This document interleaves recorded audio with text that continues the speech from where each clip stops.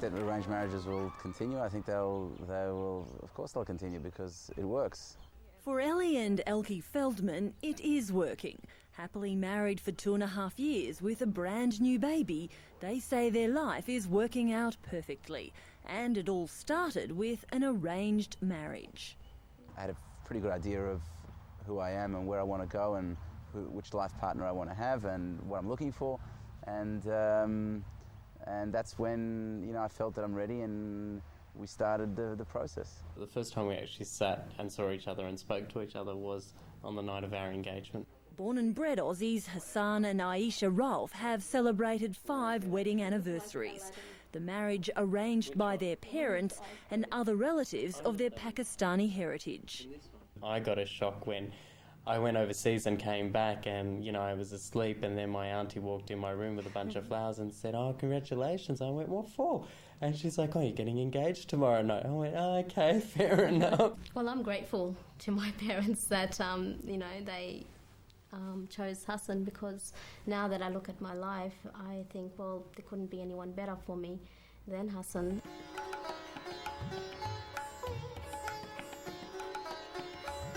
Well, I had been living in Australia for a number of years, and there came a time when my family in India asked me if I wanted to get married. Pawan and Rajni Luthra have also got their parents to thank for bringing them together. They did the initial spade work, and they made a short list of 6 or 7 young men, I think, and then they acted as the introduction agency. They set up meetings between me and all of these young men, and I found that when I met Pawan, he was the only man that I wanted to meet for the second time. By the 3rd meeting, they'd decided to tie the knot and have been happily married for 16 years and have 2 young children. But one of the big questions that's always asked of these couples, what about love and romance? Love grows over a period of time, and you get to know each other as people, person, rather than just get into a very lustful relationship, which may not go anywhere. I said it honestly to her. I said, "Look, I don't feel any love for you yet, but I do want to, learn to be able to love you." And I think we're now at a stage where we can't live without one another, sort of thing. So the love and romance is all there. I think the difference is that the decision was made more with the head than with the heart. But soon the heart got up and said, "Thank you."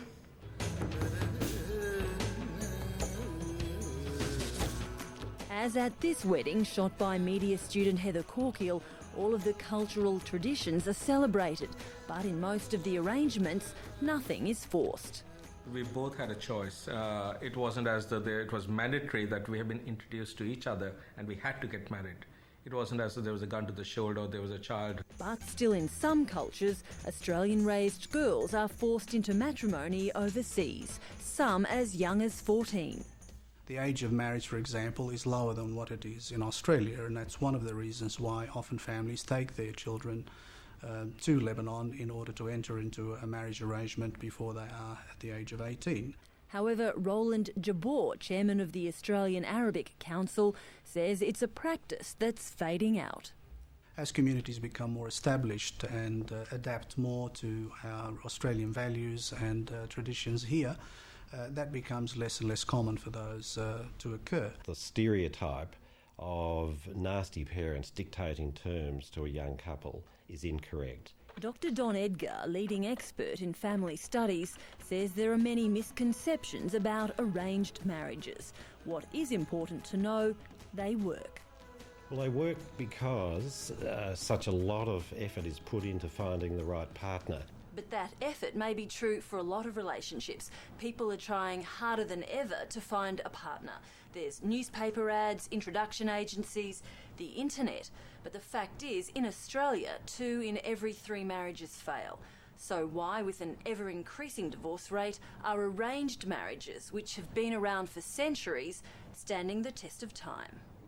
There's about 5% divorce rate. Now, if you compare that to society at large, we have about 50% divorce rate.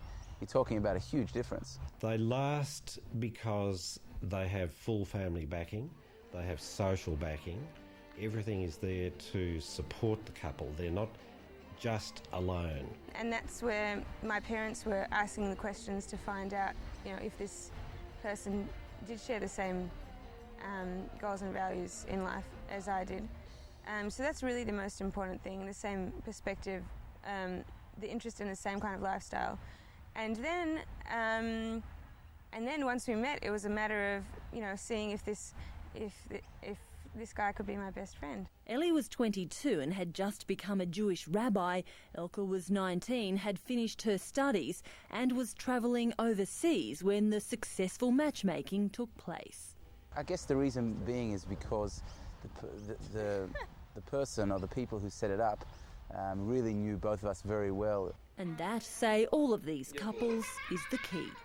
Many of our marriages break down, I think, because our expectations are too high. We expect them to be the perfect partner, companion, lover, income earner, all of that sort of stuff. Whereas in an arranged marriage, you've sorted that sort of thing out beforehand. Yeah, I do respect my parents and, I have confidence on their judgment, and luckily I did go with it because it's worked out brilliantly.